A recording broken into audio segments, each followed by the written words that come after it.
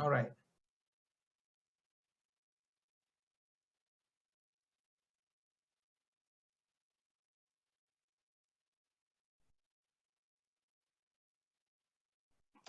Right, here we go. Right. So our idea today is to talk about lesson number 4, lesson number 5, section 4, right? About memory management.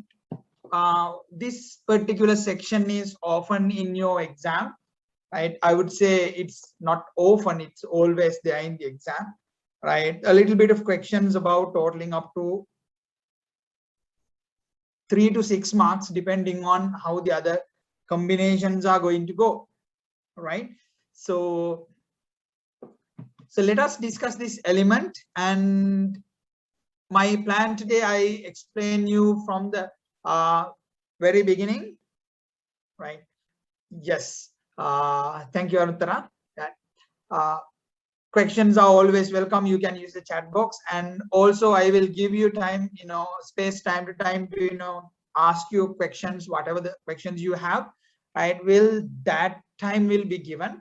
And the plan today is to start with explaining what is memory management and what exactly happens within the operating system, and why we need that particular memory management option within our present day operating systems, and then go into the memory management techniques, and then finally talk about we talk about question patterns of questions that would usually comes in your exam, and finally going in and looking at some exam questions and understanding how they are to be answered. Right? As Anuttara teacher has mentioned, you are always welcome to post a question, and at the same time you can raise your hand if you do have a question using the particular option. Then I would give you time, I'll jump in and I'll give you time to just ask the questions whatever you have, right? So let me carry you into this. Right now, what exactly is memory management? Right, so let me explain it like this. We know in modern day operating systems, they employ a technique called time sharing, because almost all the modern operating systems are multi-programming systems. Multi-programming systems mean they allow multiple processes to be executed simultaneously, multiple processes to be exist within the computer system simultaneously. This is a development. This is a development from the older system, where the computers only ran one task at any given time, right? Serial processing era, right? But we already studied under this section where the advantages and disadvantages of such systems be, right? So this one is about multi-processing system, because multi-processing system employs time sharing. Multi-processing systems employ time sharing and allow multiple processes to exist within the computer system at any given time. I hope you have learned and you remember the process management, process life cycle, the 7-stage life cycle, where a process would switch between during its lifetime. Right, the process would switch between during its lifetime. All right, and moving on from there. Right, now understand this. We learn multiple processes will be running inside the CPU, right? And then we learn the concept called context switching. Context switching means what? When we want to switch the running process, we pack everything related to that particular process into a memory block, switch it out, and the next standing process in queue will be given an opportunity to run itself, right? So it's a kind of a complex process which round robins between available processes.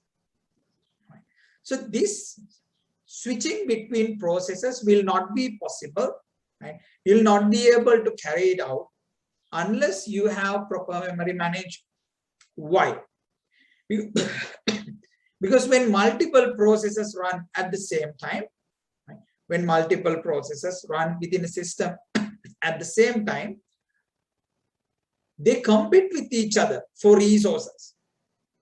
Okay, two processes might want to use the camera, two processes might want to use the microphone, two processes might want to use the speakers, right? So there is a competition created for resources within the operating system, within the operating system environment, and it is the duty of the operating system to manage this resource sharing. If the operating system do not manage this resource sharing, what will happen is one process will hog all the resources and grab it, hold on to it, and it will prevent other processes being continued or prevent other processes being progressed. Right? So operating system's responsibility is to do resource management. Right? And when it comes to resource management, one important section out of the resource management is memory management, because in computing environment, we learn memory is an important resource. All right. So yes, the modern operating system relies on time sharing. Time sharing requires all running processes to be available in the memory. So everything should be needed into the memory. If you have 8 running processes, all 8 should be available in the memory so the context switching can happen successfully. Right? So this creates a significant memory demand. And if a process doesn't get the minimum memory requirement requires, the process is going to fail and end up in an error. Right? So we don't want that to happen. We don't want the processes to fail. So what do?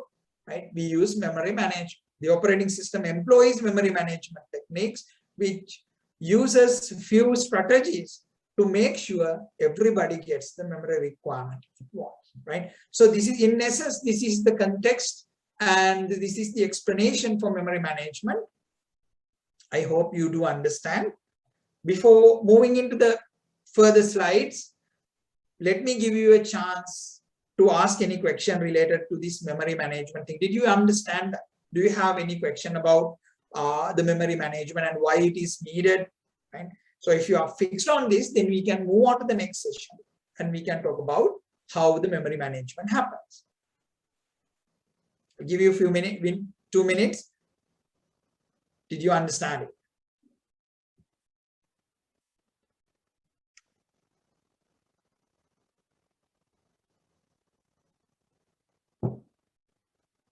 Thank you, Hasini. I hope others.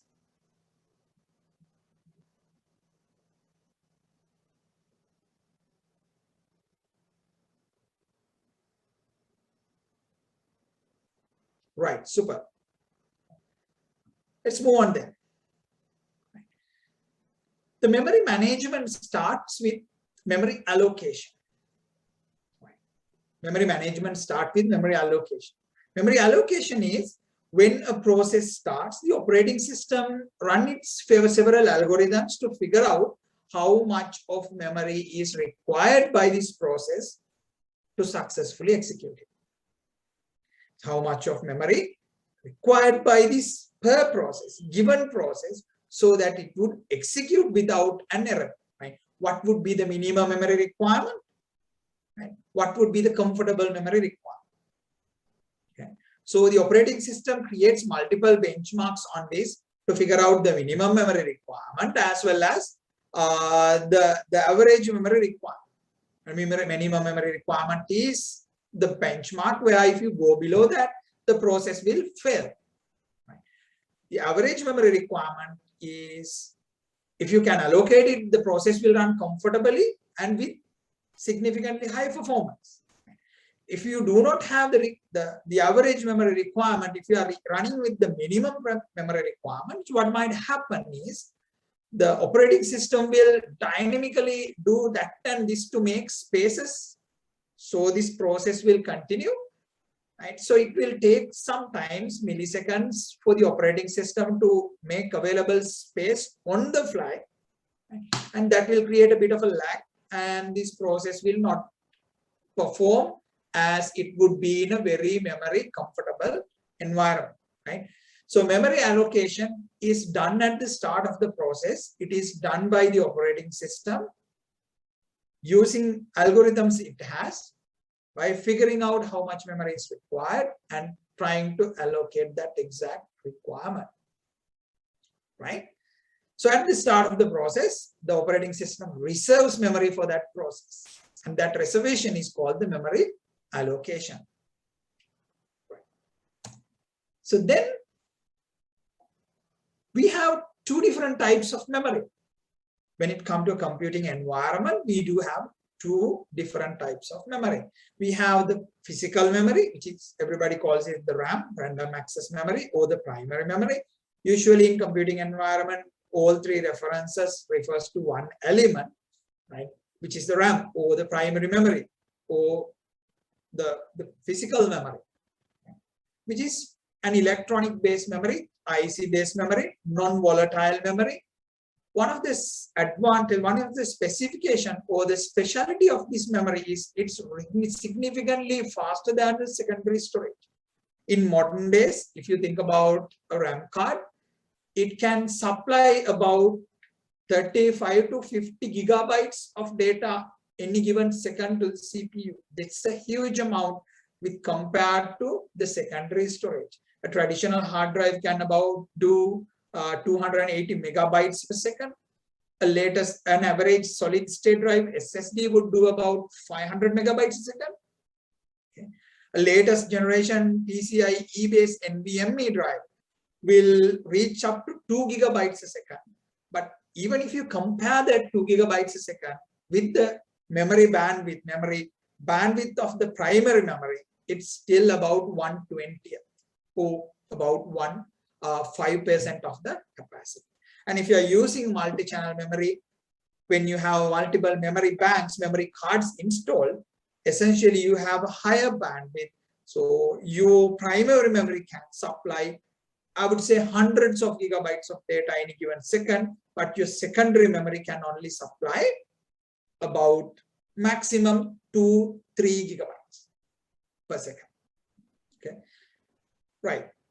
Now, according to the von Neumann architecture, if you remember the von Neumann architecture from lesson number 2, right, a stored program computer runs by fetching instructions, decoding instructions within the CPU or the control unit, and then by executing that instruction using the arithmetic and logical unit and storing the results back to the primary memory. So it is going to be fetch from the primary memory, decode at CPU, execute by the ALU, and store back to the primary memory, right? So now you understand whether you have, very powerful secondary storage system. When a process is being executed, the primary memory will only be looking in, the processor will only be looking into the primary memory. So your complete memory playground is the primary memory. Okay. All right. So the processor can only extract data or access data or instructions coming from the primary memory. There is no possibility or no technique for the processor to reach out into the hard drive or the secondary storage and fetch instruction from there. So when you run an application, when you launch a process, what is on the secondary memory or the hard drive will first get loaded into the primary memory, right? That is where the memory allocation comes in. Then from there, the processor fetch that process instruction by instruction, right? Processor fetches that instruction by instruction and then execute and store the results back into the primary memory. Right. So I want you to visualize this von Neumann architecture along with this, so it would be very easy for you to understand how this memory management happened and how all these things going to play around. Right. So the moment you run a process, actually there are 4 different ways a process might start. You recall that, I guess, from previous lessons. Right. So when you start a process, the relevant code is loaded from the secondary memory into the primary memory. So when that loading happens, the operating system involves and allocate the memory so that the process now resides in the primary memory, and the processor fetch one by one, fetch those instructions one by one and execute it. Right. Okay, are we clear up to this point? I hope we are clear up to this point. Now, this would not be a big of a problem in a single tasking environment. In old days, there was only one processor, one memory, and only one process running. So the particular process can own the processor, and the particular process can own the memory totally, completely. But today, when you have multi-programming environment, the time-sharing environment, the operating system should load multiple process programs into the memory. So that means what? Multiple processes will be existing within the memory space at any given time. The number of processes exist simultaneously within the memory space easily reaches thousands in Windows environment. Okay. Some are from operating system services, some are from UI backend, some are for essential communication and IO device handling, some are for user applications, some are for security. Right? The point is what? We are going to have hundreds or thousands of different processes loaded into the memory at any given time. Right? Now, here's where the problem comes in. A traditional computer has 4 GB or 8 GB RAM. Right? And if you have a little bit of high end, you have 12 GB or 16 GB of memory. Right? 12 GB or 16 GB of memory. Right? So even the 16 GB is a big memory amount. When you are loading so many processes into the memory, it's possible that the computer might run out space. Okay. If you think about the regular applications like Word, Excel, PowerPoint, Zoom, MS Teams, image editors, they would require, in total, they would require about 4 GB of memory. But if you are playing a game, especially games, video editing, those kind of things, your memory requirement, the stuff that need to be loaded into the memory, the amount of stuff that should be loaded into the memory and to be maintained easily go beyond the 4 GB or 8 GB level. Now, here we have a problem. We have a limited physical memory, but when we load content to it, we do have bigger programs. We do have bigger programs than the size of the physical memory. Right? Now, on top of that, we have to do multi-programming. Means what? We have to have multiple programs. So how do we handle this? The operating system handles this by employing a technique called the virtual memory or the swap memory. Virtual memory is a reference from Windows group, Windows community, and the swap memory is a technique coming from the Linux and Unix community. Basically, they refers to the same thing. Right? What exactly is the virtual memory or the swap memory? The operating system reserves an area, a contiguous area on the secondary storage drive, and use that as a supplement for the primary memory. So operating system uses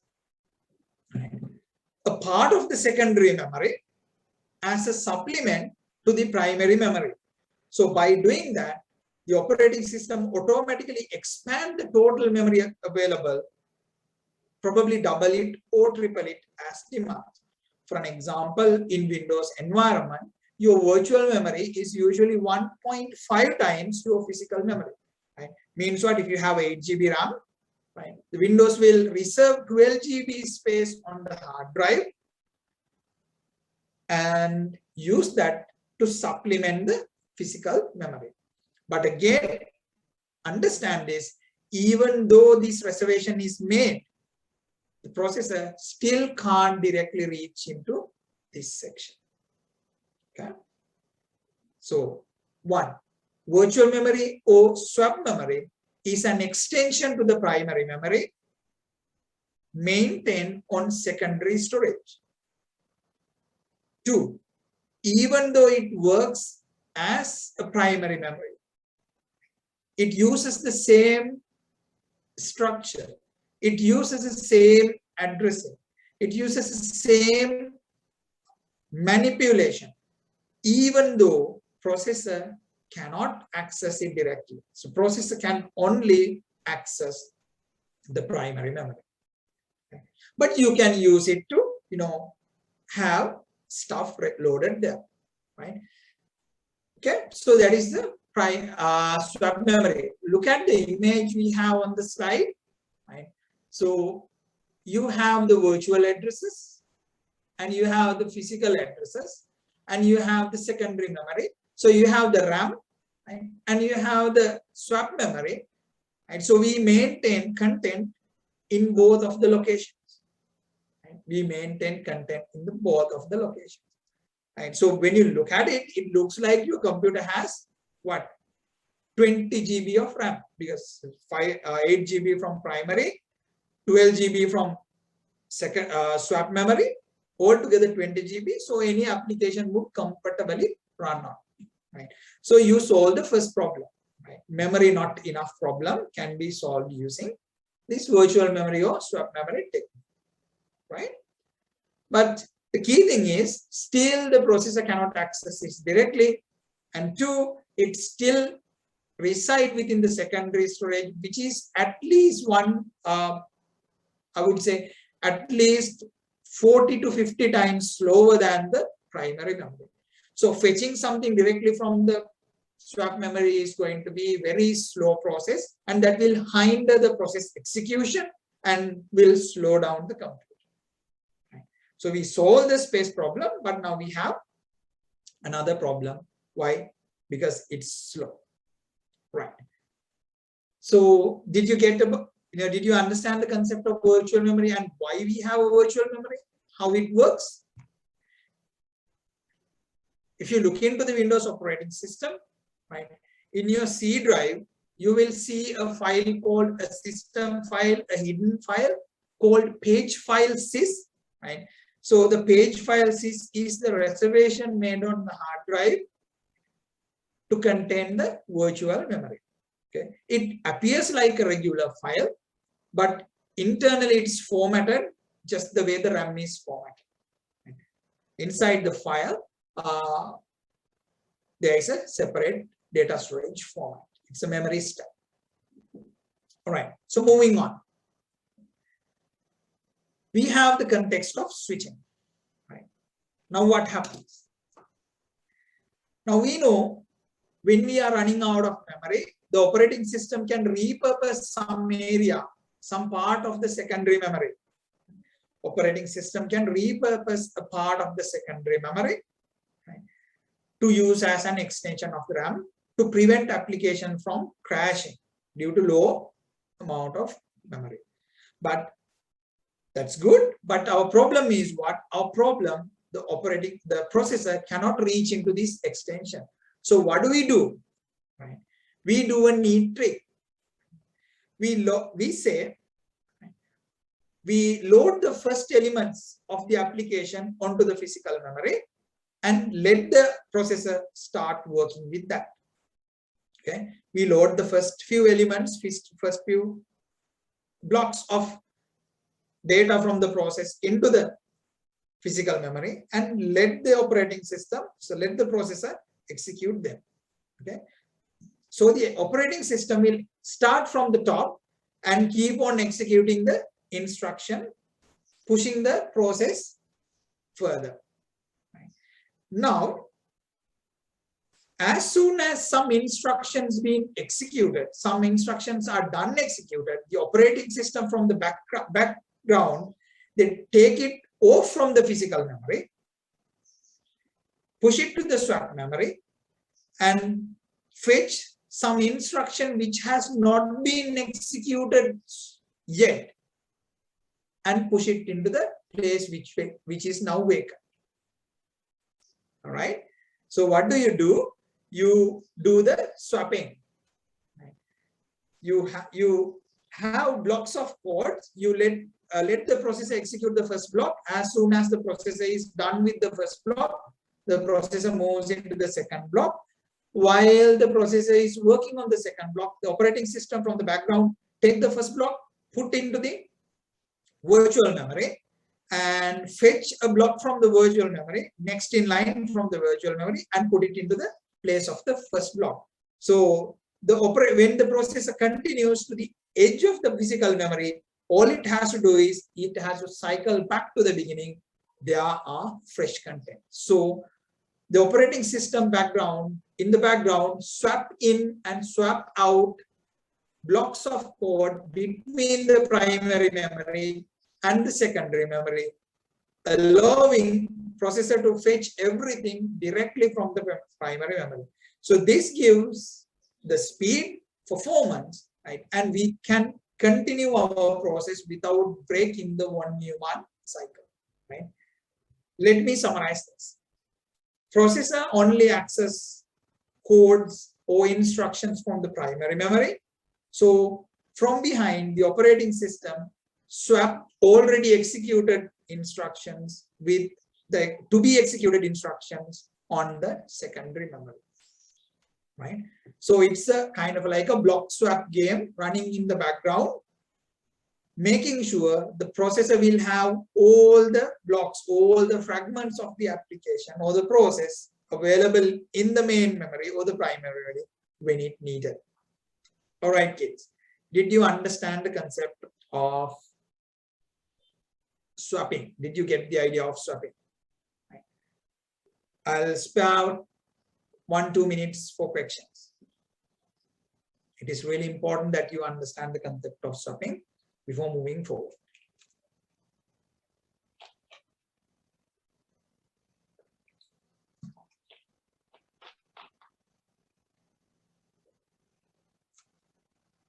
Any question?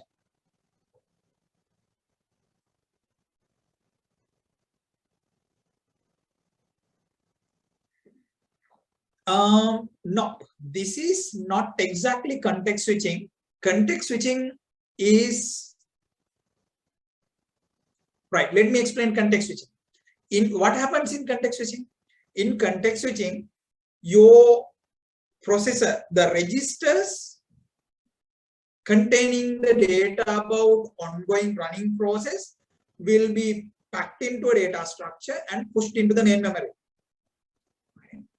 And the next process to be run will be loaded from the process control block. Right? In context switching, what happens? You swap between the registers inside the processor and the primary memory. Right? So this is happening in what the processor scheduler.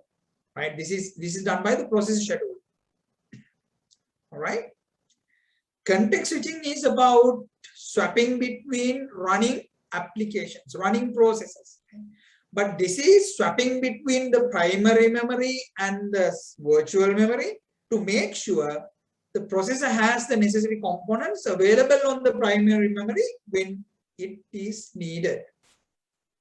Okay, I'll give you an example. I'll give you a real world example. Imagine, right, you are working. So the newly arrived processors will be loaded into the RAM, moving the idle process to the virtual memory. Yeah, that also happens. Okay, if your system is running out of physical memory, right? If your system is running out of physical memory, the operating system will push existing content from the physical memory to virtual memory, entire processes even, right? To make way to the high priority new process. If you recall the process life cycle, right? If you recall the process life cycle, let me quickly draw it here. Sorry, yeah. A second, should be pen, right?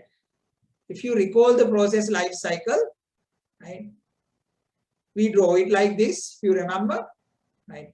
New processes go into running or suspend, right? And the running processes will be, ready, right? And this is running. So ready processes will be sent to running state, running process will be sent to the ready state. This is where the context switching happens.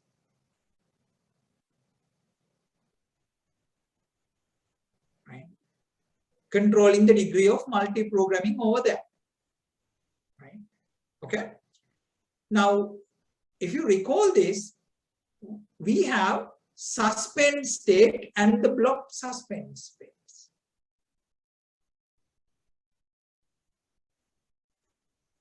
Right? Suspend state and the block suspend state. Now, this suspend state and the block suspend has everything to do with the physical memory and the virtual memory. Assume a process. Okay. So, assume a process is being executed in the processor.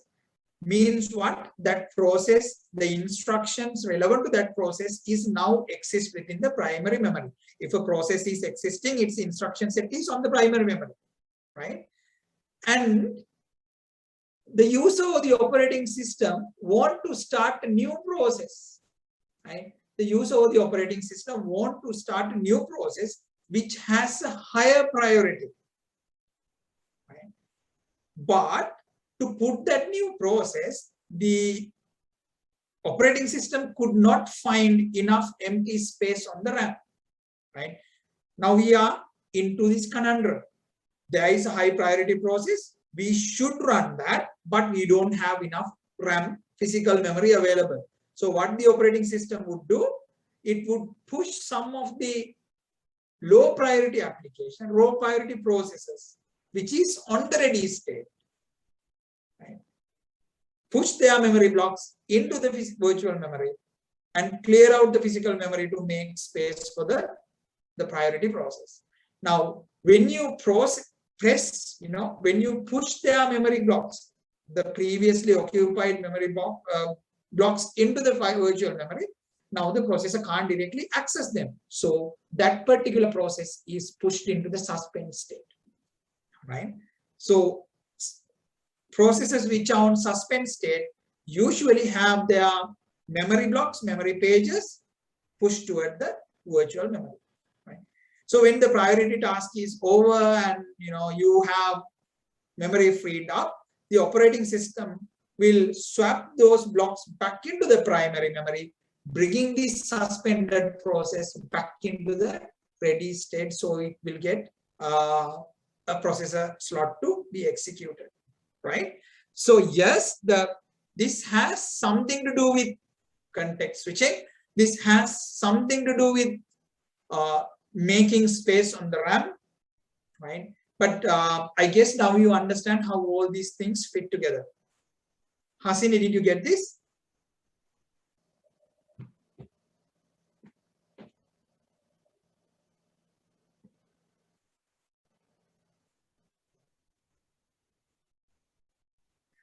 Yeah. Here, you're answering your second question, right? I mean, imagine like this, all right? If a process is done, okay, if a process is done, then you can clear it out, release its memory occupation, right? Then we would be talking about garbage collectors and all in upcoming slide. So if the process is done, you can, take it out, clear the memory and let it go. What if the process is not done? If it is halfway through and you still want to push it somewhere to make space for a new one, right? So that is where you push it to the virtual memory. You got the point, Hasani? The running process is not done, it's not finished, so you cannot kill it off and take it out from the entire process, right? So you suspend it, put it into the suspend mode, and now you know for sure it's not going to be executed. It's not belong to the context switching area because it's suspended. So now you can swap its memory box. The memory blocks occupied by that process can be swapped into the virtual memory. So you push those virtual memory blocks into the virtual memory, right? Clearing of physical RAM for the upcoming process. And when the priority task is over, more RAM is available, you take it, you swap out the blocks back into their usual locations, and now you can unsuspend the application so it would proceed. All right. Okay. I guess that's all. Thank you, Bimudini. And yeah, thank you, Asin. Right. So swapping is that. Do you, I appreciate asking that question. I know it might be a little bit confusing, but please ask if you have any more questions. Because if you do not understand this swapping thing, then when it comes to virtual memory and calculation, page size, and how what is going to be located in where, we are going to have trouble understanding that. Right. So I have 13 of you in the class. Is everybody okay?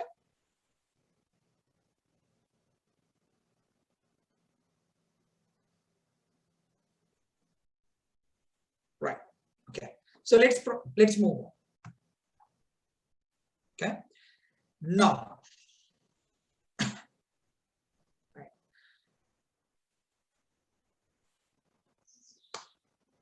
Thank you, Ishini. Right. Now let's talk about memory fragmentation. Okay. When a process is started, I told you, I explained you, its program is fetched from the primary memory. Its program is fetched from the primary memory, fetched from the secondary memory and pushed into the primary memory. When you start a process, the instructions of that process will be fetched from the secondary memory and push that into the primary memory. Okay. Now, it doesn't happen as a whole. What do I mean by that? Right. Let's say the program that you want to run requires about 200 megabytes. Okay. The program you just ran requires 200 megabytes of primary memory to execute. Okay. Now the operating system don't go and allocate 200 memory block right then and there. Okay. Operating system can't do that. Why? Maybe the computer doesn't have 200 megabytes of memory. Right? Maybe the computer do have 200 megabytes of memory, but there is not available 200 available at the moment. Right? So what happens is when you load a process into the memory, you cut that instruction set into bunch of pieces, just like you cut a bread into slices. Okay. So here a bread is the process you want to run, right? Each slice is a page. All right. So you get the process and cut it into equal pieces.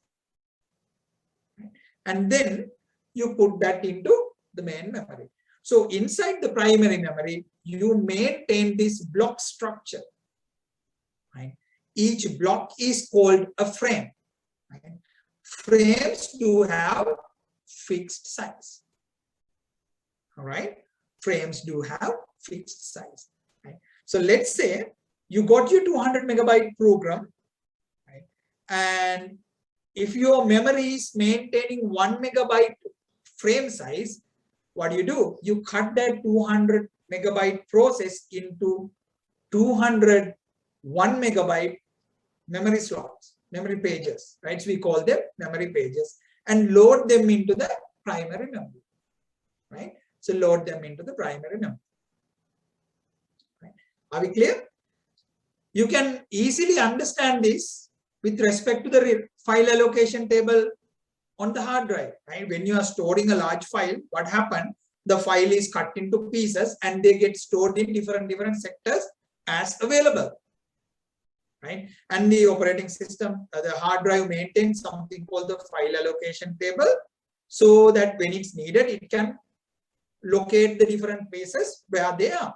Just like that, in primary memory, when a process loads, it's cut into pieces. One piece is called a memory page. And inside the primary memory, it maintains this logical structure, which is called the frame, and pages are loaded into the frame.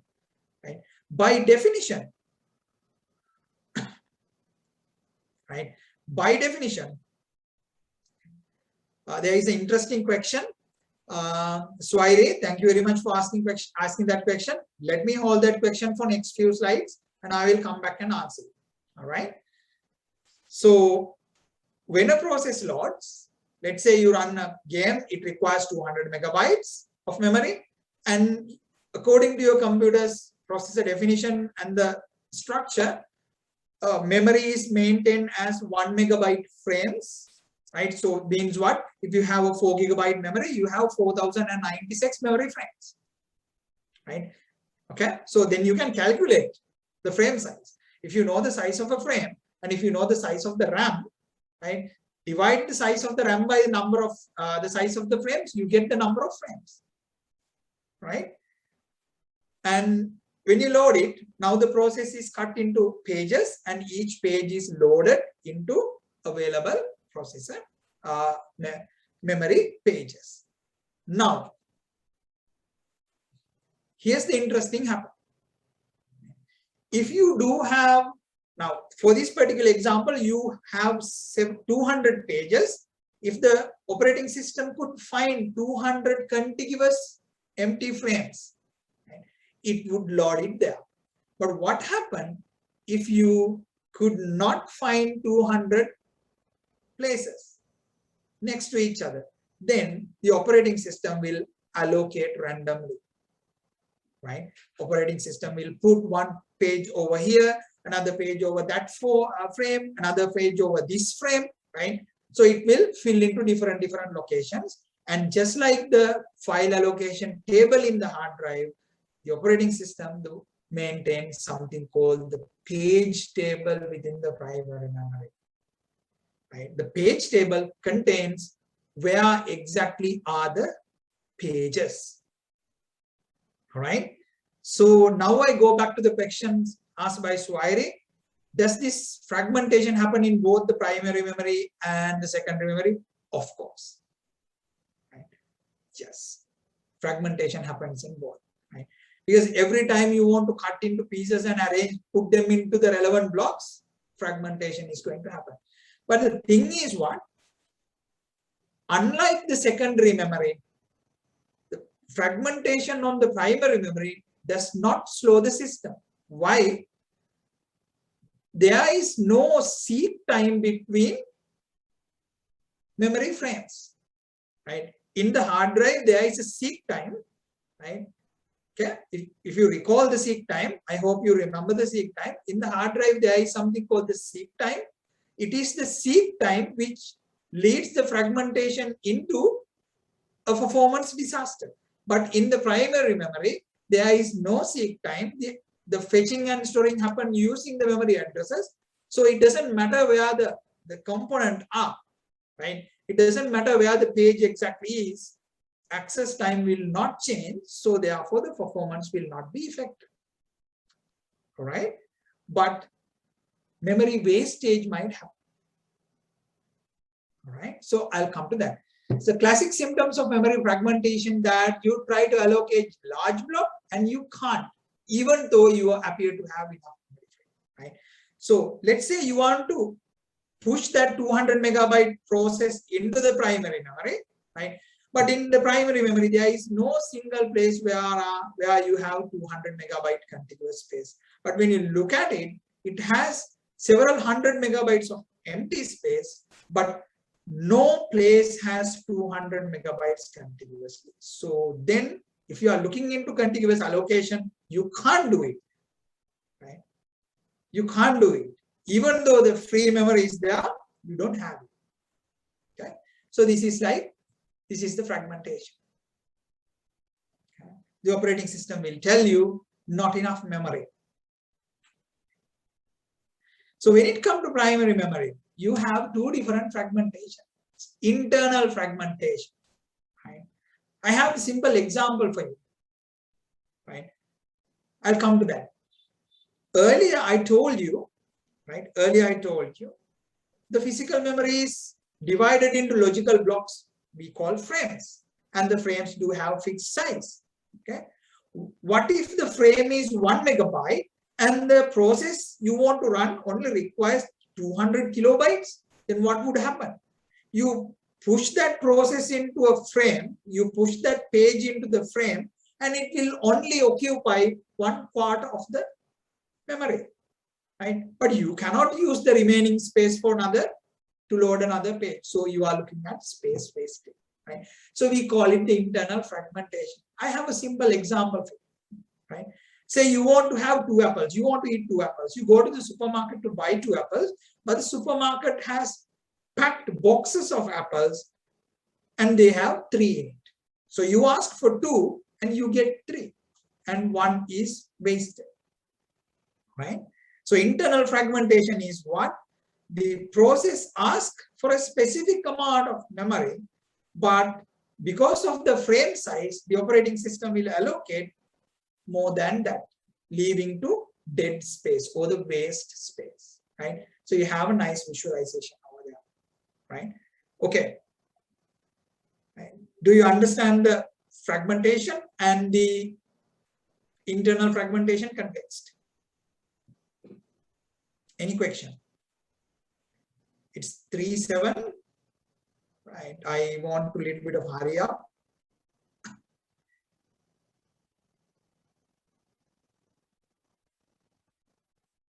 Sorry, I hope I answered your question. Yeah, right. Thank you, Nuhansa. Right. So let's move on. Then there is the external fragmentation, right? So external fragmentation, right? There is a simple example. Let me start with a simple example. Say you are at the fabric store. You want 5 meters of specific fabric, right? The store does has 6 meters of that fabric, but the store has it as 2 pieces of 3 meters each. අපි කඩේට යනවා රෙදි metre 5ක් ගන්න. ඒ වුණාට කඩේ තියෙනවා. කඩේ ඇහුවොත් රෙදි මීටර් 5ක් තියනවද? 5ක් තියෙනවා මැඩම්. right 5ක් තියෙනවා මිස් කියලා. එහෙනම් මට දෙන්නකො රෙදි මීටර් 5ක පීස් එකක්. ප්‍රොබ්ලම් මොකක්ද තියෙන්නේ? රෙදි මීටර් 6ක් තියෙනවා. මීටර් 3 කැලේ දෙකක්. right? So even though we do have the necessary fabric in the shop, we can't use it. Okay. So this is the external fragmentation.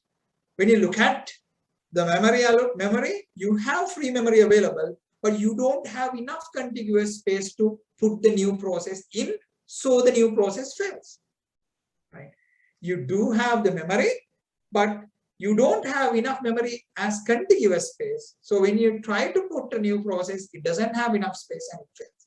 So this is called external fragmentation. Right? See, both internal fragmentation and the external fragmentation, right, doesn't cause a performance problem, but it wastes memory. Right? It reduces the amount of consumable memory. All right. Okay. So in the primary and secondary devices, we do have a mechanism called defragmentation. If you recall that, right?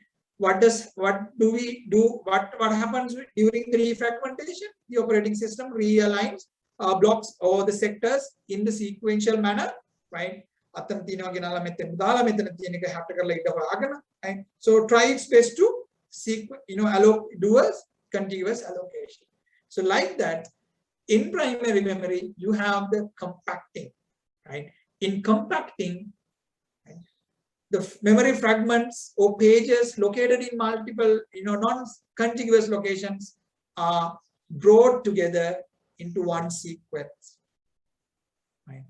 The idea is not to increase performance. This won't increase any performance, but this would improve the memory consumption. Right? Now you have enough contiguous free space to put new processes in. Right?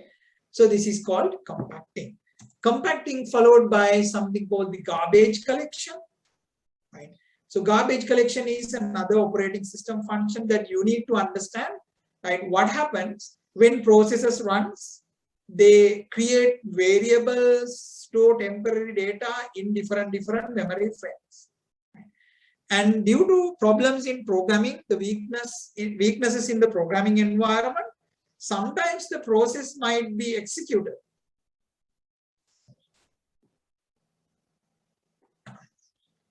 Right. Hasini, I'll come back to your question. Right. So even when the processor is finished and taken off, sometimes some residual data might be creeping or hanging around in some memory blocks, right? So the operating system has a special monitoring mechanism for those kind of situations. And if it is detected, those data will be taken out, cleared, and memory frame will be released for to be used by other processes. So that is called the garbage collection. Right? So data, memory frames opened, not being used by any of the running processes, will be cleared by the garbage collection and mark them as empty frames, so upcoming processes can run, right? Hasini asks, can't we rearrange the fixed size blocks into adjacent blocks where the blocks of one process are available close by? Hasini dear, that is the compacting process. But you have to understand, right? Due to the variable size of memory demand, we might not be able to do that every time we load a process. Okay, we might not be able to do that every time, right? So let's assume this. Let me explain this.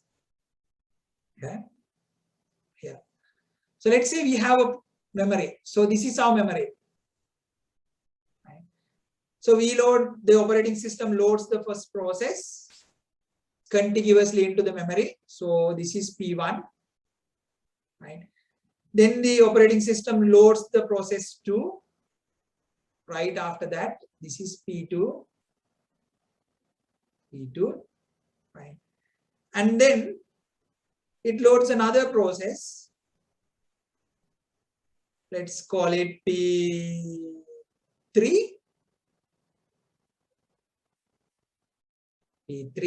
right? And after some times, okay, P2 finishes. Now the P2 has been finished, right? So this area is empty.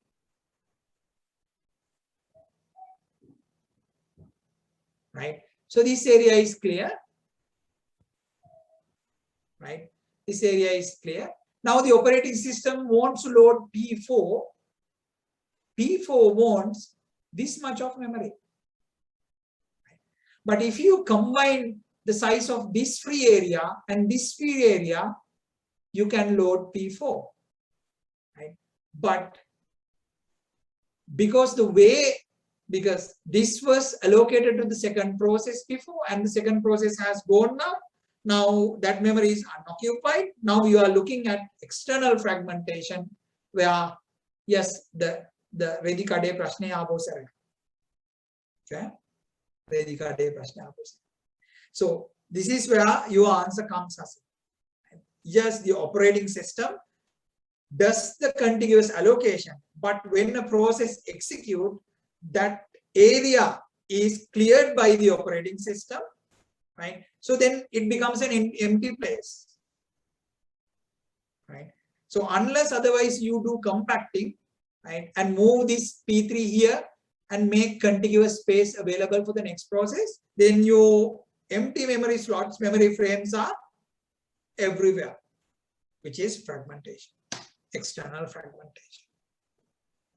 All right. So you can't prevent it.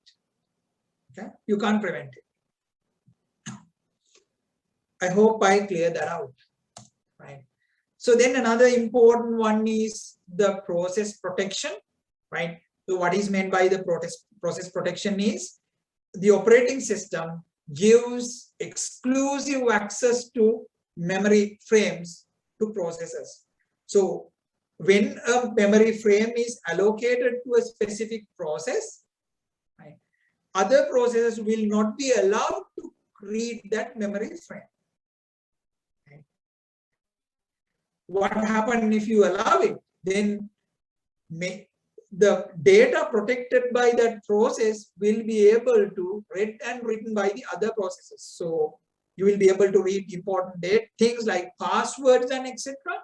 maintained by one process can be creeped out by the other process. So therefore, as a strict rule, the operating system does not allow any other process than which is allocated to access the memory frame. So that is called memory protection. Okay, memory protection. Sometimes processes do go beyond their memory limits. right? They do go beyond their allocated memory space and read and write into spaces next to it, right? This phenomena is called memory bleeding, right? Which is extremely dangerous. The operating system and all will be very cautious about memory bleeding. If you attempt to do that, the operating system will immediately shut the process down, hold the process and take it out of the memory, because it might lead into an exploit or a security vulnerability, right? So if you attempt the memory bleeding, your process will be shut down immediately, instantly, without any prior warning or anything, right? So this is called memory protection. Do we have any questions so far?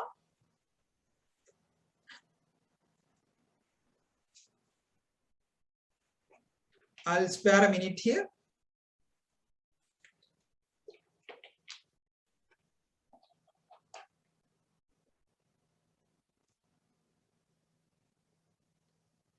Any question, kids?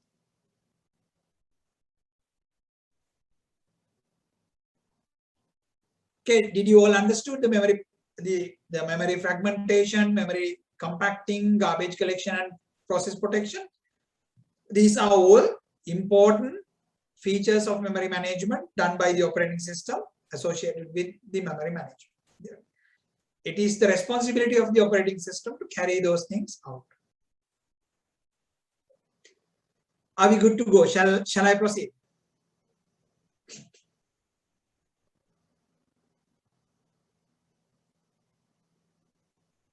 Right.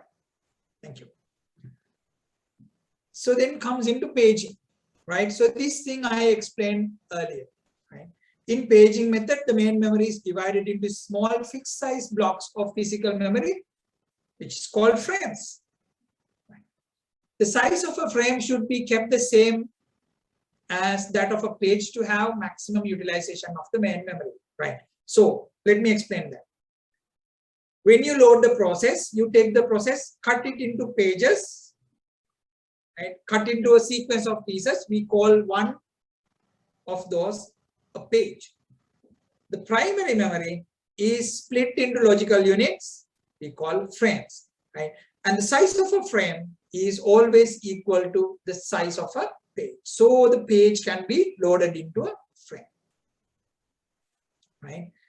So the operating system should maintain the optimum page size to reduce the external fragmentation.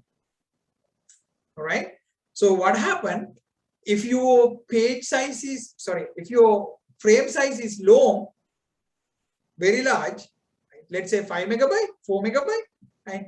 And there might be some processes which only require 100 kilobyte or something like that, which will be start occupying the whole frame, wasting the memory, right? So to do, if you cut into two thinner slides, then you will end up with a lot of frames and pages, and your memory management table or the page table will be bigger, right? Finding stuff in that will take time, so the performance will degrade. So the operating system should maintain the optimal page size based on the architecture of the processor, available memory, and the other parameters within the execution environment, right? So that is that. Logical memories, physical memory is divided into frames. A process is divided into pages. Frame size is equal to pages, and the size of the frames and pages are dynamically managed by the operating system to have the optimum consumption, right? Moving on. Now,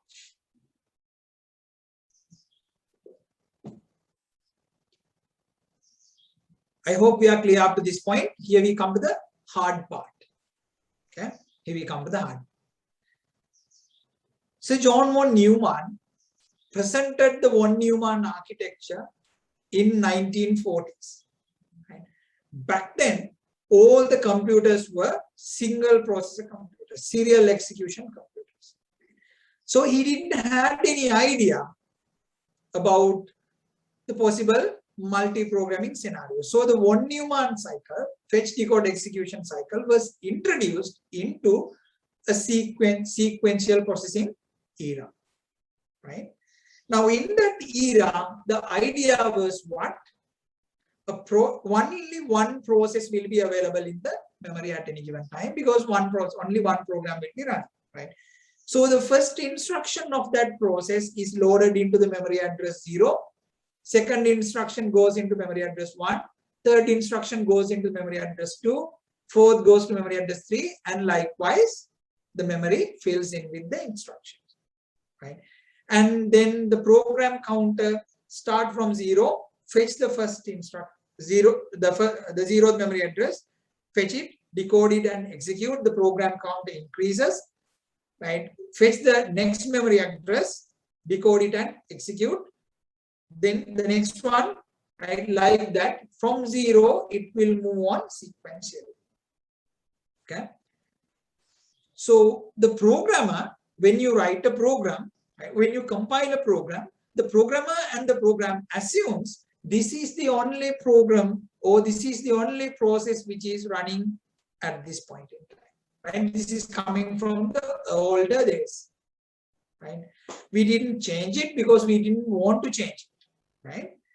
So now every program need to have its first instruction available in memory address 0, right? Every program requires its first instruction to be located at memory address 0. Unfortunately, our physical memory only have one memory address 0, which is the actual memory address 0, right? So now we are in a problem. We can't load the second program. Why? Second program wants the memory address 0, which is being already occupied by the first process, and you can't have the multi-program. How do we handle that? Is by having the page table and mapping between virtual and physical addresses. Okay? Now this is where you get interested. Hear me out. All right? When a process loads,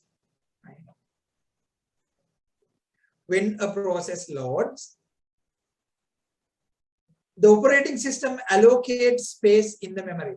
Process එකක් load වෙනකොට operating system එක memory space එකක් allocate. Okay? And that allocation is done as frames. A bunch of frames are allocated, right? And the page table records which is the first frame for this application, which is the second frame for this application, which is the third frame for this application. They don't need to be in contiguous locations, but the page table has which is the first, which is the second, which is the third, which is the fourth, which is the fifth, right? Now the first memory frame might not be the actual first memory frame. Right? It might be middle of somewhere, but the page table records that as may program ekේ memory page. The first memory page relevant belong to this program. Okay. Now let me draw it and show you.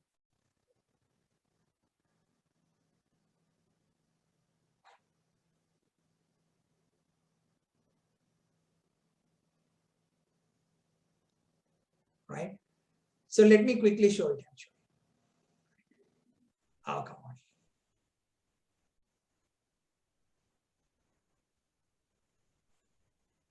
Right. So this is our memory. Right. These are our frames. Right. And this is our program. Instruction 1, instruction 2, instruction 3, instruction 4, instruction 5, instruction 6. Right? This is our program. 1, 2, 3, 4, 5, 6. Right? So when the program loads into the memory, this is cut into pages, right? So let's say the page size is 3. Okay, so this is page 1, this is page 2 for this process, right? Page 1, page 2, right? Now these are frames, right? These are frames. One frame takes one page in. One frame takes one page in, right? So this is frame 1, frame 2, frame 3, 4, 5, 6, 7, 8, 9, right? So let's say this frame is loaded here, right? Page 1 is loaded to frame 2, right? Page 2 is loaded to frame 6. Then the page table,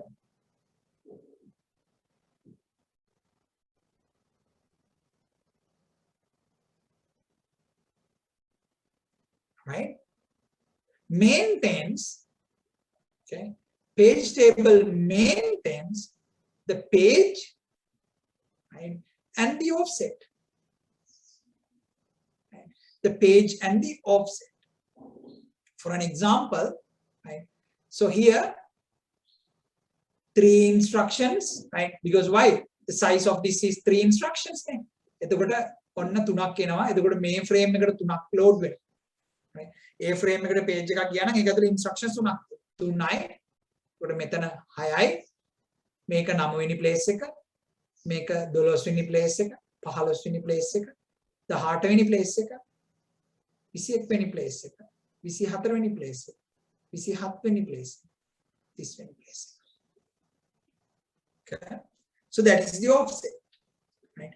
Now page table writes page 1, the offset is 3. Right? Page 2, the offset is 18. Okay. And so the offset from the beginning of the RAM. Right? I hope you understand that. I hope you are with me, right? So then the processor starts executing it, right? The processor starts its execution, right? First instruction, this instruction is taken, right? According to the program, this is the 0th instruction, right? According to the program, this is the 0th instruction.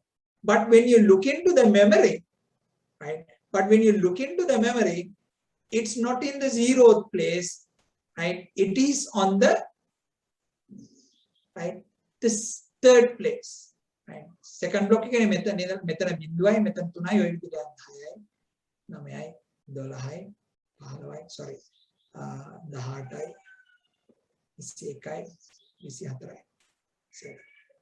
So like that. Okay. So according to the program, this instruction is instruction 000, right? So the program counter asks for instruction 000, right? But now you can't look into actual memory location 000. Why? The instruction 0 is not on memory location 000, right? It is somewhere else. So what's the distance from the 0, right? If it is not on the 0, what's the distance from the 0? It is 3, right? So here we get the offset. So then the program says, get me memory address 0, then the operating system add the particular page offset to that. And now you get 0003, which is the actual location of that memory from instruction. Okay, which is the actual location of that instruction. The processor executes that, and the program counter goes from 0 to 1, right? And then the processor asks, get me the instruction 1 of this process, right? And then what happened? The page table, page memory management service intercept, right? Add 3 to this request, translate it to 4, which is the actual location where this memory is instruction is located. This is called mapping. Right? So what the program believes is the virtual address. Program believes it is starting from 0. Right? Program counts from as 0, 1, 2, 3, 4, 5.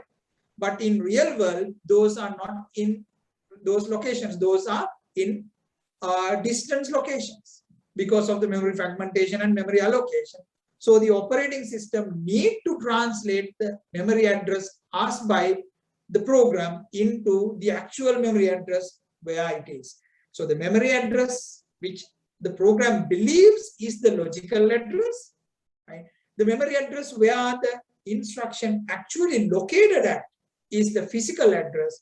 So mapping is the translation between the physical address and the logical address used based on the information found on the page table.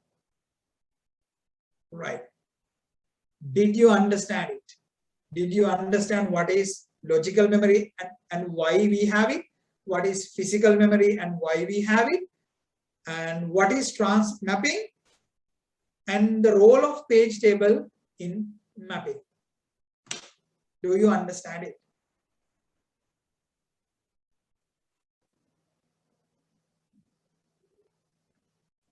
Please ask if you have any question.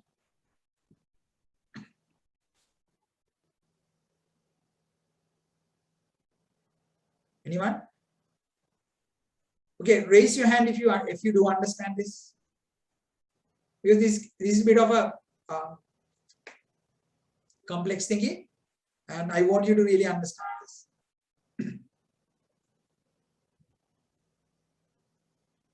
Come on, I'd love to have your response. Okay, I do have 2 hands up. I had 2 hands up. Others? Thank you, Swairi. Thank you, Bindini. Thank you, Ishni. Asini, thank you. Right. So, few more seconds. Please ask if you have any question. Because why? This is where your exam questions comes in, right? Exam questions are about translating between physical memory addresses and logical addresses and all and all. Thank you, Nuanza.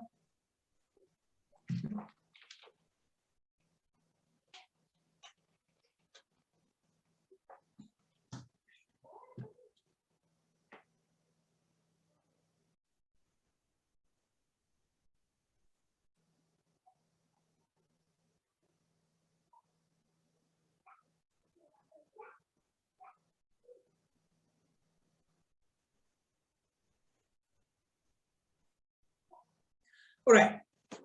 Okay. Let me explain it again. Right. Very briefly. The traditional von Neumann cycle was invented before multi-programming or time sharing started.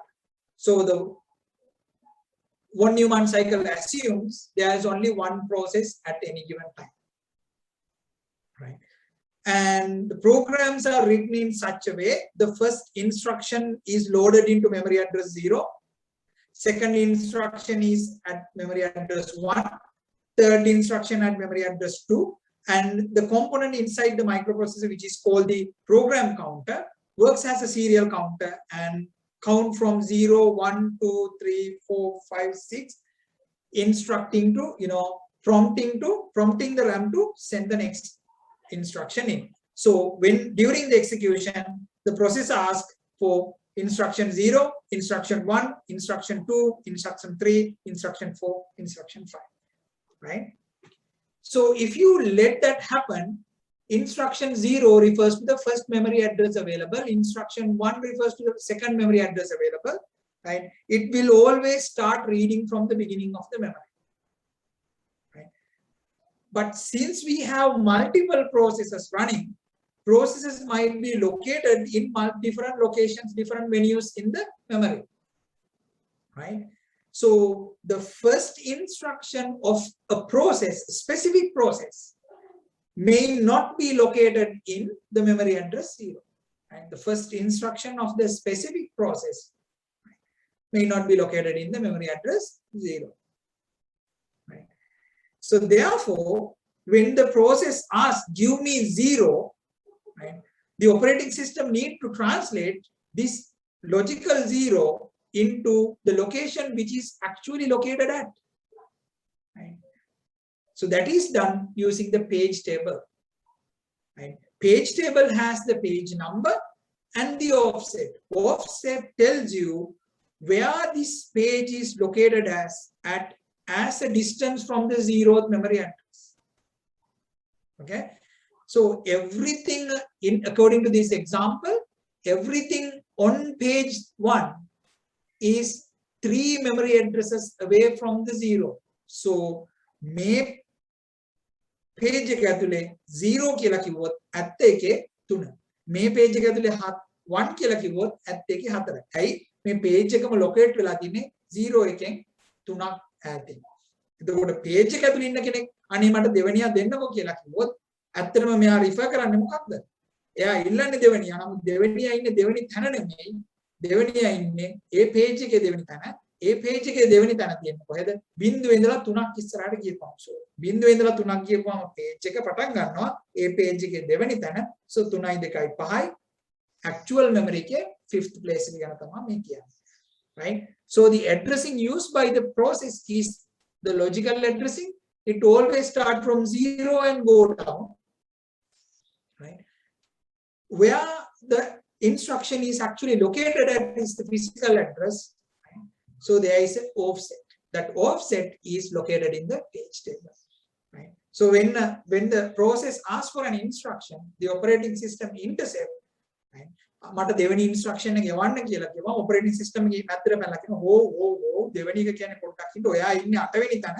So එතකොට 8 වෙනි එකට offset එක මෙච්චරයි. 8 වෙනි එකට offset එක 24යි. එතකොට ඔයාගේ දෙවෙනි එක කියලා තියෙන්නේ ඇත්තටම 24යි 2යි 26 place එකේ මෙන්න 26 වෙනි එකේ තියෙනවා. So you calculate the offset on the fly.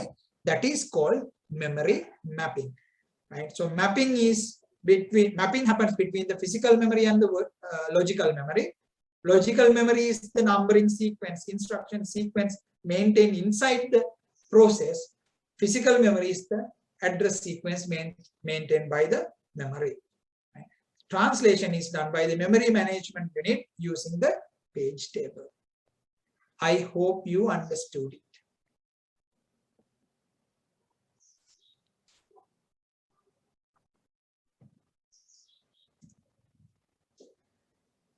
Yeah.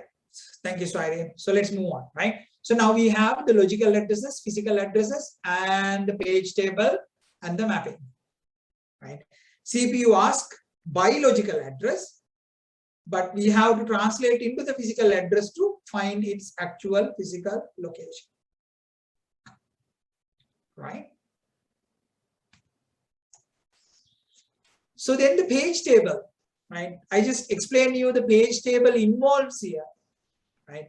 Recording the offset of each page from the 0th location, right? A page table is a data structure used by a virtual memory system in a computer operating system to store the mapping between virtual addresses and physical addresses. I just explained that. Addresses are used by the program executed by the accessing process. Sorry, I think I missed a word here. So let me write it here. Logical. Right? Logical addresses are used by the program executed by the accessing process. So the processor asks by the logical address, give me the third instruction, right? But then it needs to be translated into the physical address to find where the third instruction or the third address is located in the actual physical memory, right? So that is the page table and its usage. So then we need to settle down on this frame, page, and their relationship. Okay. This is sort of a terminology. A frame is a section of the physical memory, a block of physical memory. A page is a section of a virtual memory. Right? All frames are equal size.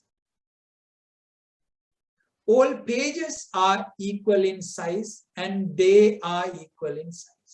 Frames and pages, they have the same size. Frame size is calculated by the OS to reduce internal fragmentation. The size of the frame is calculated by the operating system to reduce the internal fragmentation. Right? Page size is kept similar to frame so that they can be swapped. Page size. Right? Okay, so the page table records the frame number and the offset. The page table right? The page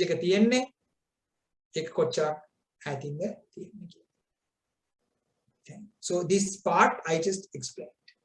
Right? So we come to these important points. During the process execution, the program counter contains the address of the next instruction. Program count is a serious counter. In multi-programming environment, OS dynamically loads the frames into available locations of the memory. Therefore, all instructions of a process may not be stored contiguously.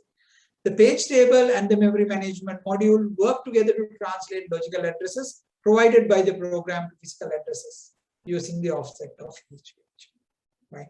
So I'll give you this presentation at the end. So this is what we have been discussing so far. Right. So I have used the left a page to draw that diagram up, right? But we have already done that. Okay. So are we clear about framing, paging, page table, mapping, translation, those concepts, right? Do you have any question about any of those concepts?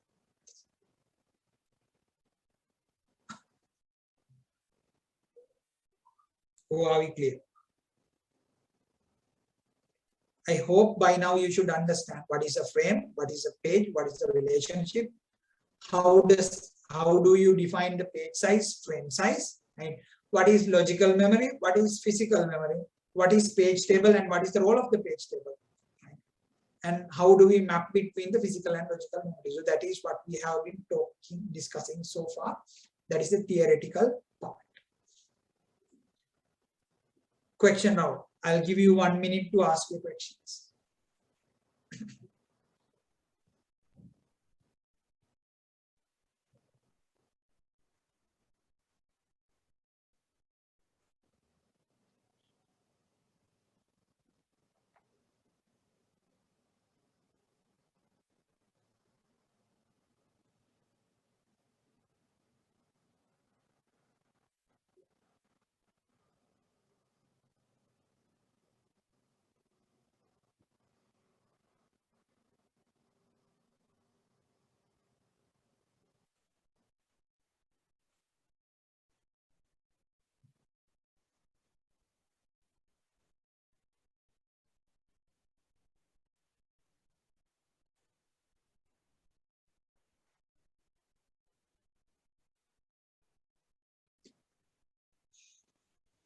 Right.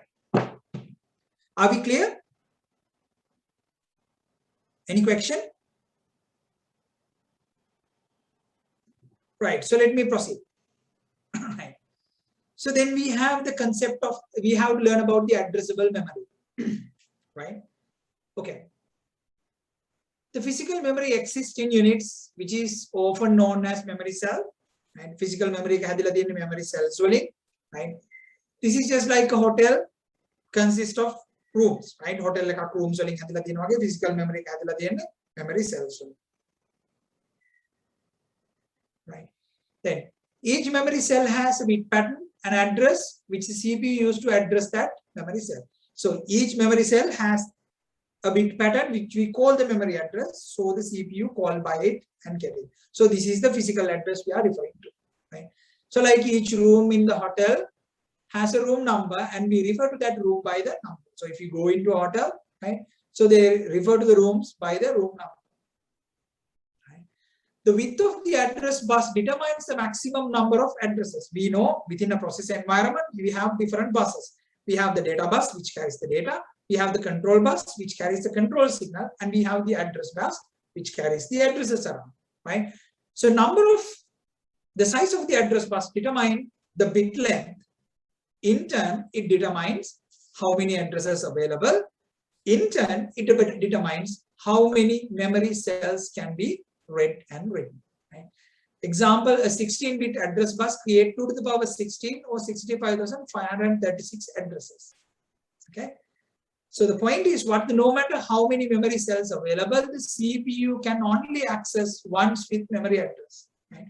So the physical memory might contain millions of memory cells, but if the addressing is only done for 65,000, right, the CPU will only be able to access those 65,000, because for the CPU to access, there should be a memory address, right?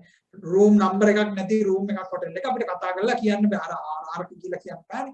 So we always call by the room number. So if there is no room number, then it just like it doesn't exist, right? So this gives you the addressable memory, right? So in a computer, the physical memory is the memory number of memory cells provided by the memory unit, memory module, or the memory card. Addressable memory is defined by the bit length of the memory bus or the address bus. Okay. So then we have a commonly referred word, the byte addressable memory. Okay. We have this common word which is called the byte addressable memory. So what do you mean by the byte addressable memory? Right. In a regular memory environment, each memory cell contains 1 byte of data. Right. So one cell contains 1 byte of data. That means one memory address refers to 1 byte of data. So if you have 1000 memory address, you are looking at 1000 bytes. If you have 1024 memory addresses, then you are looking at 1 megabyte of. Right? So in byte addressable memory, each memory address corresponds to a single byte of data, 8 bits. Therefore, we can easily calculate the amount of addressable memory. Okay. So if you have 16 bits memory bus, right, means 65,536 memory locations. And if it is a byte addressable memory, each memory location has 1 byte of data. Now that means you have 65,536 byte of data. Divided by 1024, you get 16 kilobyte. Right. So this is a simple chart which will help you to figure this one out. Right? If bus width is 1 bit, you can have 2 to the power 1 number of patterns that create 2 addresses, and you can have 2 bytes. If you have 8 bits, that is 2 to the power 8 combinations, 256 memory addresses, right? And you do have 16 byte of data. Sorry, 256 byte of data. Right? If you have 30 bit, if you have 16 bit memory address, right, you have 2 to the power 16, which is 65,536 memory addresses, each 1 byte, so that is 64 kilobyte of data. If you have 32-bit memory address, you are looking at 2 to the power 32 patterns, that is 4.294 billion patterns. Right? So that will translate into 4 gigabyte memory. Okay, so that is why 32-bit computers has the maximum memory ceiling at 4 GB. Even if you put an 8 GB memory card, the bus will only allow you to address the first 4.3 billion memory cells, and the CPU will only see 4 gigabyte of memory. But in a 64-bit computer, you have 2 to the power 64 patterns. So that amount of addresses, and if you translate that, it supports up to 16,384 petabytes of memory. Petabyte, 1000 gigabyte is usually 1024 gigabyte is terabyte, and 1024 terabytes is petabyte. So this is a huge amount of. So in modern days, we are using 64-bit computers so that we don't have this address bus limitations kind of a suffering when you are going into addressing memory, right? So this is again usually asked part, right? Commonly asked element, right? What is the, why a 32-bit computer can have this memory limit, right? Or you have this much of bus width, what is the maximum memory ceiling? Or it might come as a next story saying your friend installed an 8 GB memory card into his 32-bit computer with a 32-bit processor, and operating system only registers 32-bit 4 gigabytes of memory. Why is that? So the question might come in one of those tones, and now you know how to get that back out, right? And then we go into calculations, right? So when you come into the page table and relevant calculations, right, there are a set of, I would say, equations that you better remember, right? There are bit of equations you better remember, right? So this is the most important part of the whole presentation, right? Stay with us, right? How do you calculate the number of memory pages? Okay, so you take the address space size, right? How many addresses available, and divide by the size of a page. Okay, so usually when it comes to computing, we have a byte addressable memory. So the total memory available in bytes is equal to total memory's address space. Okay, so that means 65 bytes mean you have 65 memory addresses, right? And if the question says the page size is 4, right? So then divide the 65 by 4 and you get number of pages, right? So divide the size of the memory by the page size, you get the number of pages. Okay, and then the length of the address, the page address. Okay, so the number of addresses found within a page, right, can be taken as 2 to the power n, right, where n is the number of bits available in the page address, right? So page එකේ අපි හිතමු අපිට කියනවා කියලා computer එකේ gigabyte එකක් kilobyte එකක් memory තියෙනවා. The computer has 1 kilobyte of memory, so we know 1024 memory, 1024 memory addresses, 1024 bytes, and say a page is, I would say page is 16 bytes, right? Page is 16 bytes, so that that tells us we have 64 pages. That tells us we have 64 pages. So if you want 64 pages to maintain, if you want to maintain 64 pages, right, the pages should have addresses, right? So if you want 64 pages, right, 64 pages equal 2 to the power n, right, where n tell you the number of bits. Right. So 6 bits, right? The page address will be 6 bits long. Okay. ඒක අපි calculate කරන්නේ pages කීයක් තියෙනවද කියලා. Pages 128ක් තියෙනවා කියලා කිව්වොත්. If they say there are 128 pages, okay, each page requires a page number. To calculate 128 page numbers, you need 7 bits. So the page address is 7 bits long. Right? If they say 256 pages available, so then to give 256 numbers, you need 8 bits. 2 to the power 8 is 256. So your page address size is 8-bit long. So by the count of the page, right? By the number of how many pages available, you can easily calculate the number of bits available in the page address. Okay. So then address of a size of a memory address, right? Size of a memory address in virtual memory equal to the length of the page address and the length of the displacement. Displacement means what? Binduwe indala thiyena dura, right? The distance from 0, which we discussed earlier, right? So if you are given a memory address, okay, then translate karapu memory address එකක් තියෙනවා. If you are given, okay, here you have a translated memory address, right? And then you can calculate the page memory, how many bits go for the page memory, right? First bits from the left are for page memory, and the remaining bits on the right side are for the displacement, right? And then the page table size is equal to number of pages multiplied by size of a single page, right? And the size of a page is equal to the size of the offset. Okay. If they say the first offset is 0 and the second offset is 3 and the third first is 0, first offset is 3, the next offset is 6, next offset is 9. If the offset and then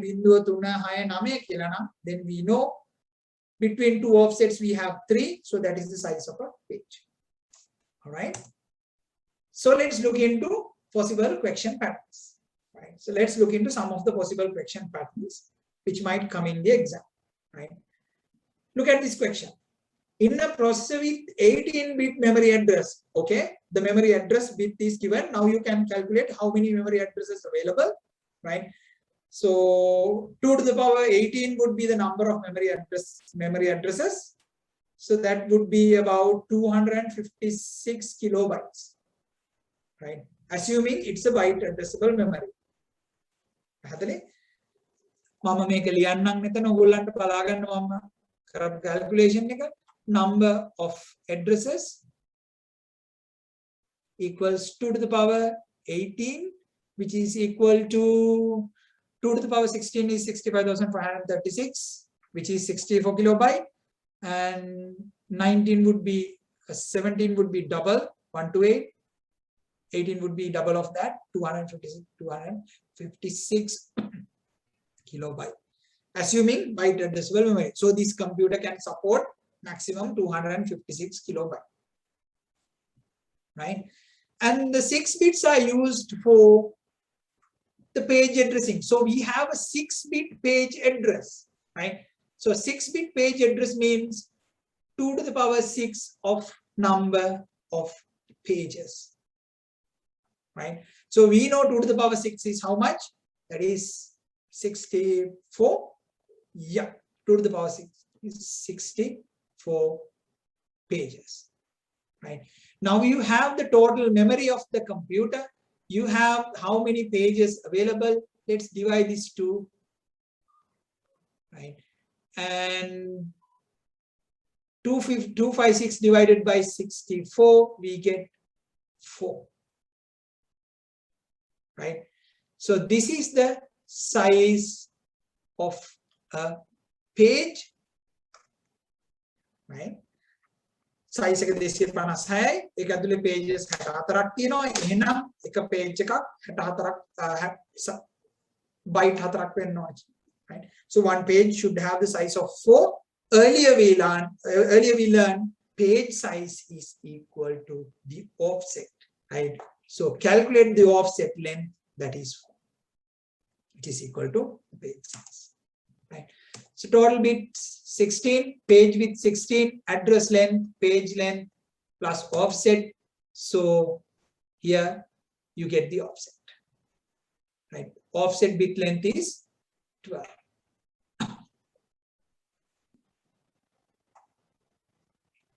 Right? So subtract these two, you get 12.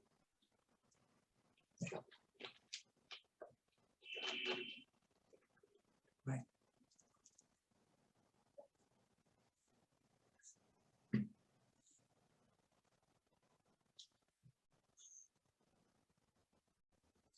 Let's move on to the next one. Right. The offset is 12 bits long, right? And the size is 4 byte, 4 offset. Right. Second question pattern. In a 32-bit memory space, the page size is 4 kilobyte. All right. So 32-bit memory space, you are talking about 4 gigabyte of memory. 2 to the power 32 is 4.3 billion, which translates into 4 gigabyte exactly, right? And the page size is 4 kilobyte. So 4 GB RAM එකක් තියෙනවා. ඒක ඇතුලේ 4 kilobyte pages තියෙනවා. Divide those two, you can get the how many pages are available. Calculate the size of the page address and the offset. Okay.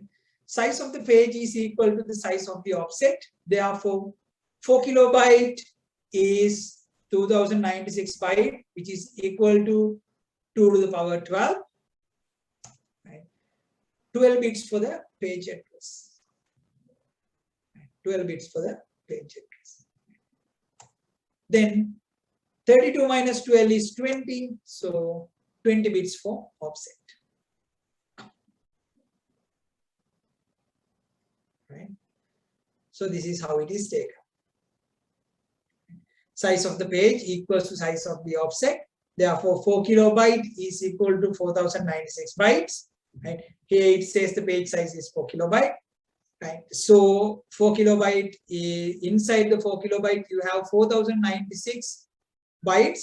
4096 bytes correspond to 4096 memory addresses. So in one page you have 4096 memory addresses. Right? So that requires 2 to the power 12. Right? So 12 bits for page addresses. Right? So then 32 minus 12, which is equal to 20. The remaining bits are used for the offset. Right? The next question. A processor maintains a virtual memory address like this. If the page address is 4 bits, what is the offset? Right? Here, the memory address has total 12 bits. So the address space is 12 bits. It says the page address is 4 bits. So 12 minus 4, 8. Right? The offset has to be 8 bits. Okay. The offset has to be 8 bits.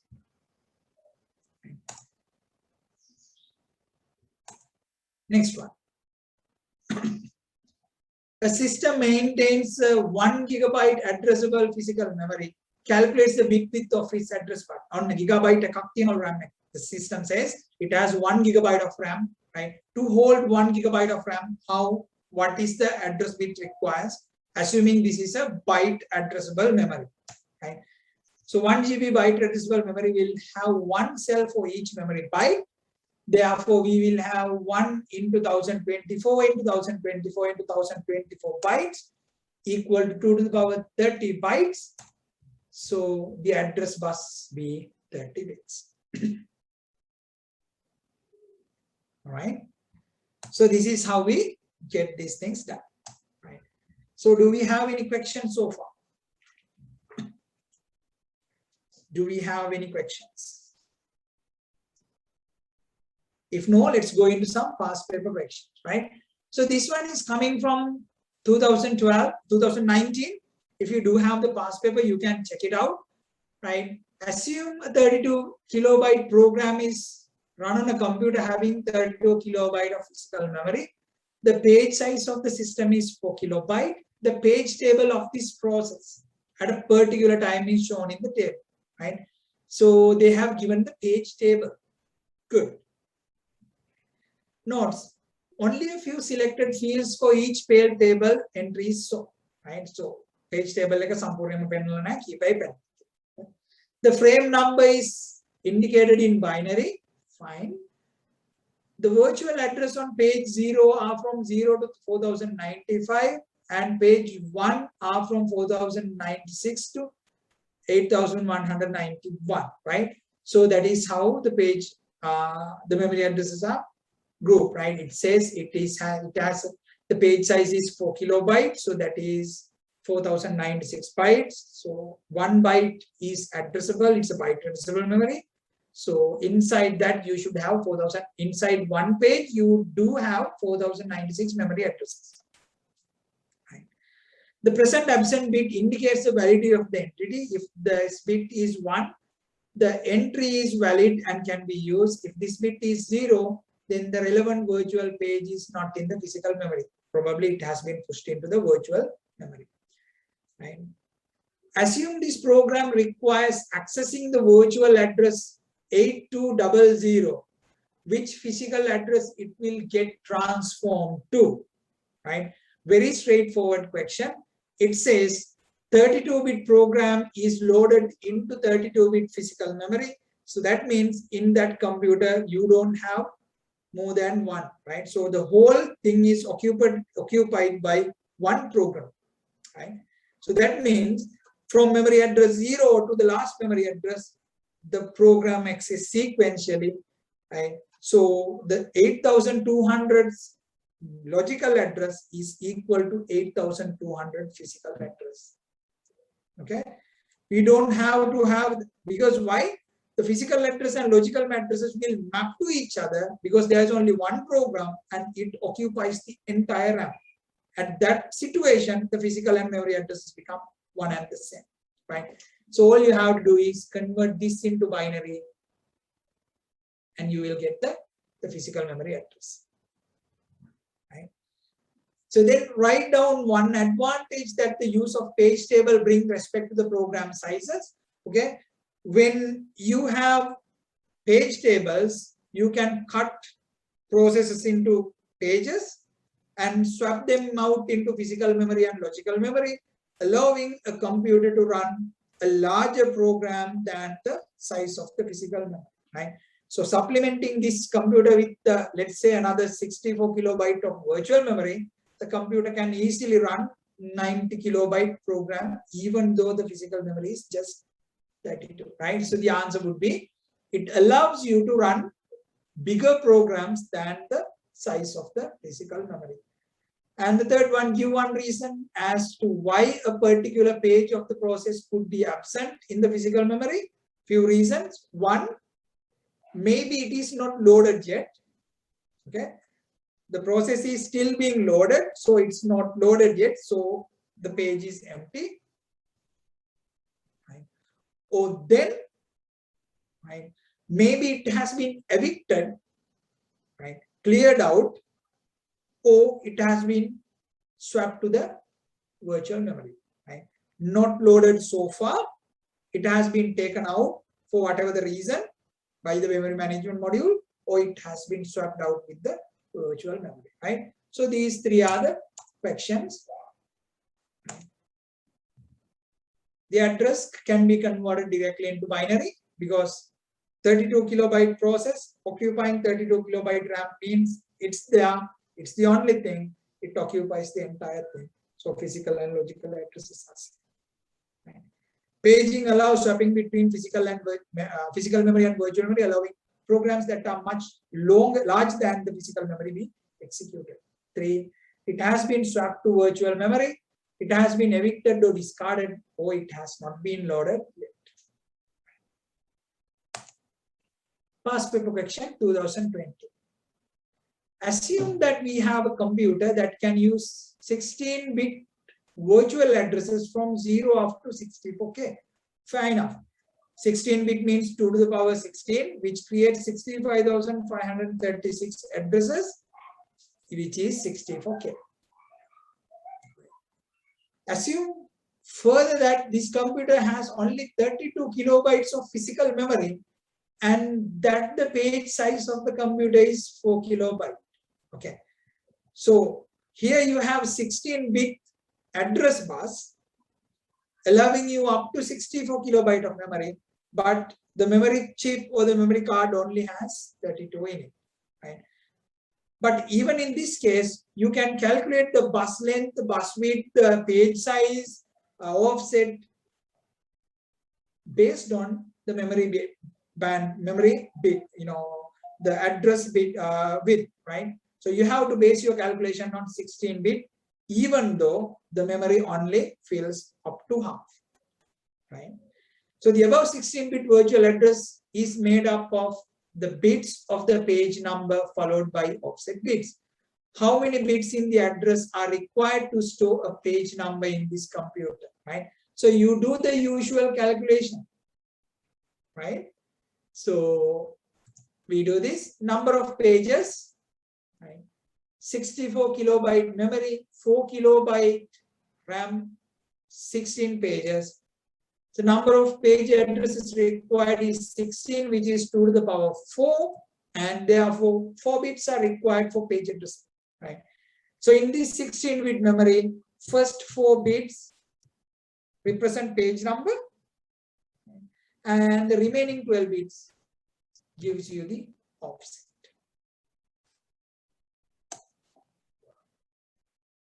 Next part. User runs a particular program using a 32-bit kilobyte, having a size of 32 kilobyte on this computer. Again, 64, the total maximum possibility is 64. Memory address bus allows 64 kilobyte, but the computer has only 32 kilobyte. And on top of that, this process takes the entire 32 kilobytes. Right? A few selected fields of the page table of the process at a particular time are shown in the figure below. The frame number is indicated in binary. The virtual address on page 0 are from 0 to 4095, and the page 1 are from 4096 to 8191 and so on. The present absent bit indicates the visibility of the entry, etc., etc. Usual story. Right? What is the question? Assume that in the above process, the virtual address is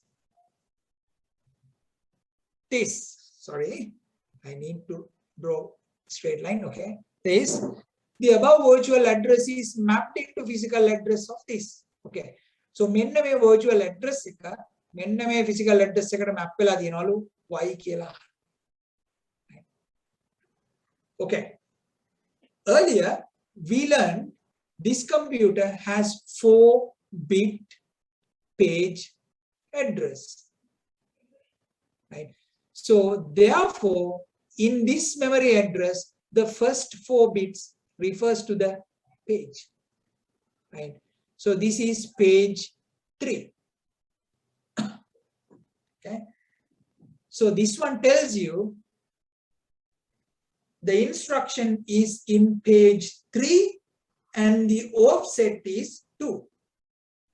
Okay. So we go back to this table, find the page 3. Right. So page 3 refers to the frame number 110. Right. And the actual instruction is at this frame with the offset of 2. Right. So the actual memory address would be the frame. This is the frame and this is the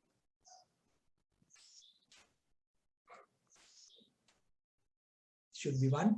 This is the offset. Right. So this is why it happens. You have to explain this process like this. Right. What is mentioned in brown color? 0011 is the page number, which is 3. Page 3 refers to the frame number 110. Mapping that to the offset gives 110000000000010, which is the actual frame, actual memory address of the instruction. Okay. This is the explanation. All right. And the second one. Right. Same story is given, a different question is asked. Assume that there was a request for the virtual address, right, this to be loaded. Okay. So the processor wants this. Here again, this is the page number. Right. The processor wants to load, processor request page 1. Okay. Now here is the page 1, frame number is 0. Presence is 0. That means it's not on the physical memory. This frame doesn't exist in the physical memory. Right.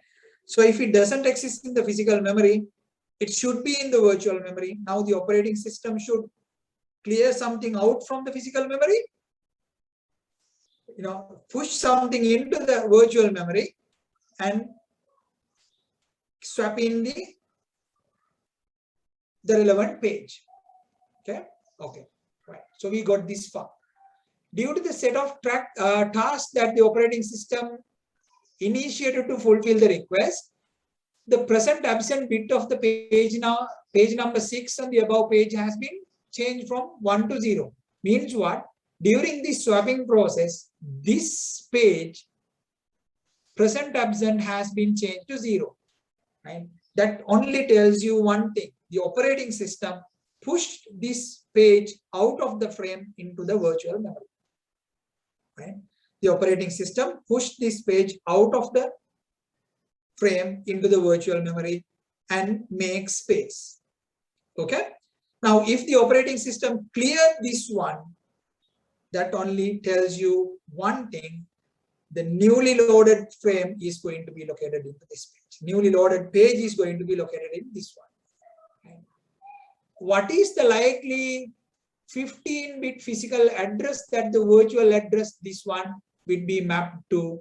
Right now, we know the new page is going to be loaded into this cell, right? This page, which is mapped to this frame number. So the frame number will be 111, and the offset will come as usual: 1, 2, 3, 4, 1, 2, 3, 4, 1, 2, 3, 4, right? So virtual address, this virtual address will be mapped into this physical address, right? So that is how it is being calculated.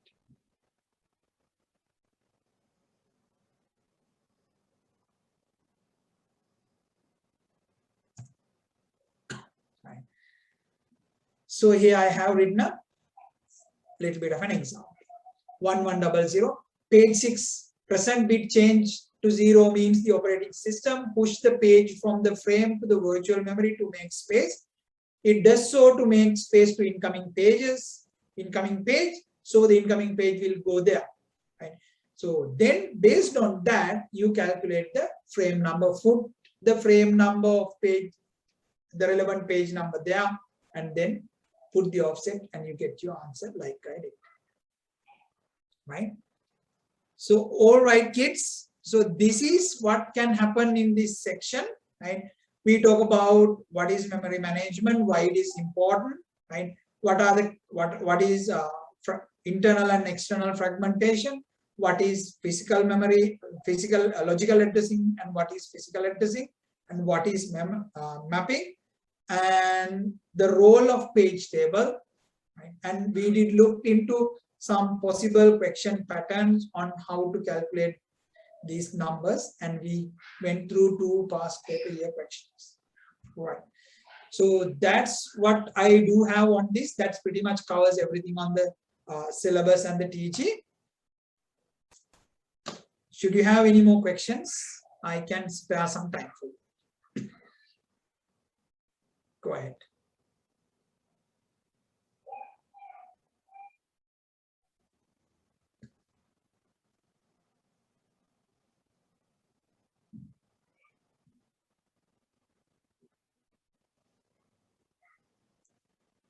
Anyone? Any question?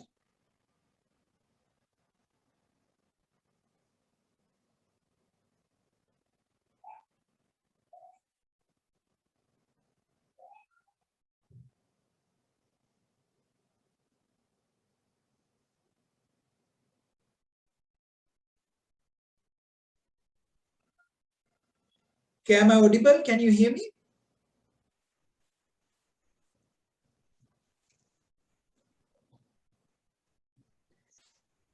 Is everything clear? Do you have any question to ask? Or else we can wrap up this session.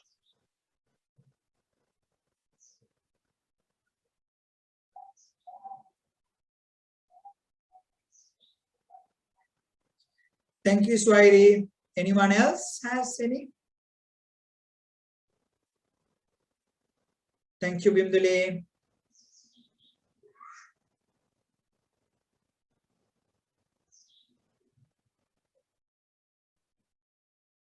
All right then, shall we wrap this one up, Anuttara? Shall we wrap this?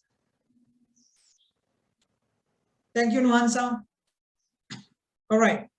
So I would upload the presentation. If I upload the presentation directly into this chat, can you take it?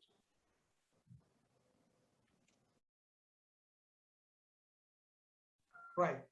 So let me leave. Just let me upload the presentation here.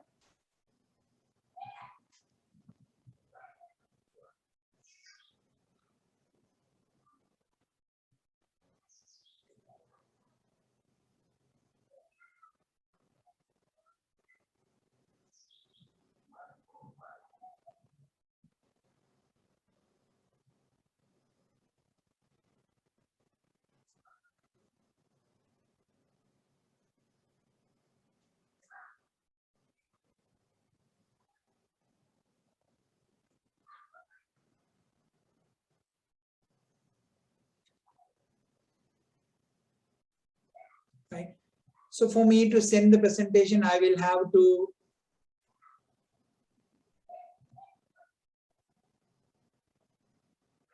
end the presentation, and I would stop sharing the screen.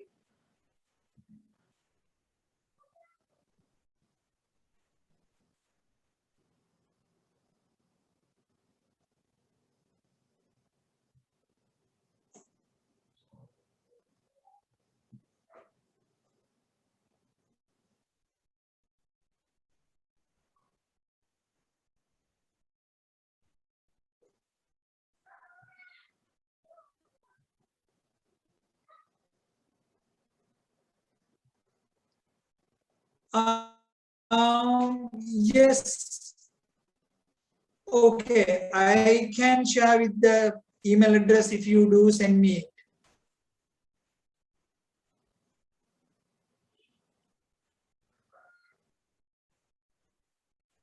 Right. Can I have the email address which I can email the presentation to? Antra, do you have it? Like teacher has published her mail, no? Yeah, I got it. Thank you. Yeah. Super. Thanks, teacher.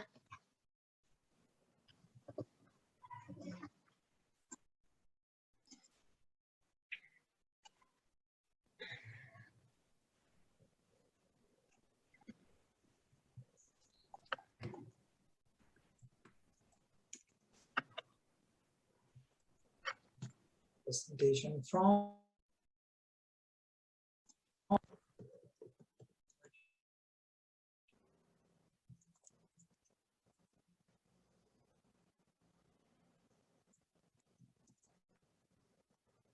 right. So the mail is sent. And yes, thank you very much for staying with me. And I hope it was clear. I tried to compose everything into the 2 hours as much as possible. And I paused the presentation with the ink annotation, so you can see whatever the thing that we have written here as well. And I hope you do understand, and please reach out to us if you don't understand any part of it. We'll be able to clear it out and help you further. So thank you for joining in. Bye-bye.